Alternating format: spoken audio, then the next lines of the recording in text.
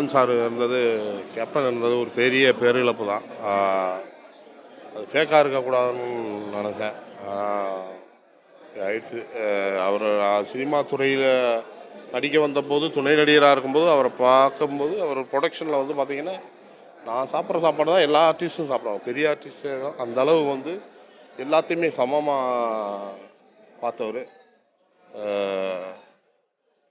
ரொம்ப வருத்தமாக தான் இருக்குது. விஜயகாந்த் சாரோட இழப்பு இன்னைக்கு வந்து திரைத்துறையினருக்கு மட்டும் இல்லை, அவரோட தொண்டர்களுக்கு மட்டும் இல்லை, தமிழக மக்கள் எல்லாத்துக்குமே மிகப்பெரிய இழப்பு.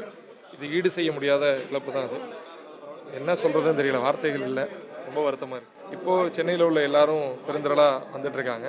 வெளியிலேருந்து வெளி மாவட்டங்கள்லேருந்து வரக்கூடிய தொண்டர்களாக ரசிகர்களாக இருக்கட்டும், நாளைக்கு சென்னை தாங்குமான்னு தெரியல. சாத்தியமில்லை, சாத்தியமே இல்லை. முடியாது. உலகத்திலேயே ஒரு புனிதமான மனிதர் அவருக்கு இல்லை.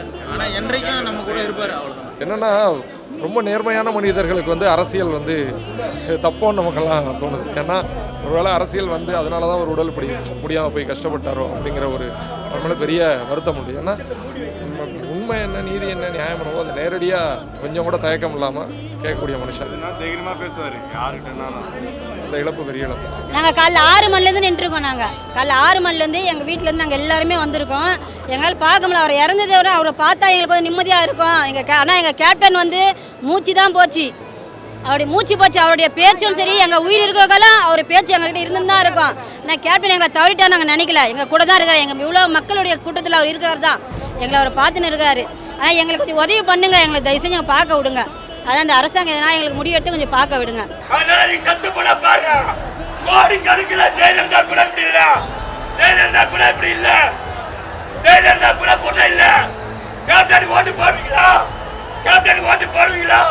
ட்ரம்புக்கு ஓட்ட போடுவீங்களா? பாவண்டா 2 பொம்பளை செத்து போச்சுடா. கேட்டுட்டு போய் தூக்குங்க, கேட்டுட்டு போய் பாருங்க. அடிக்க அடிக்க வச்சு பயப்படாது போங்க. அடிச்சுட்டு வருங்க. என்னையா கூட்டம், என்ன குத்துட்டாரு? பெட்டி பெட்டியா கொடுத்தாரு. அவன் ஒப்பாட்டிக்கு கொண்டாட்டிக்கு தெரியாம சினிமா தியேட்டரு எல்லாம் இறச்சிக்கடா. இன்னைக்கு செத்தோன்னு கூட்டமா அவங்கள நம்மள பெரிதா நம்மளுக்காக என்ன பண்றா?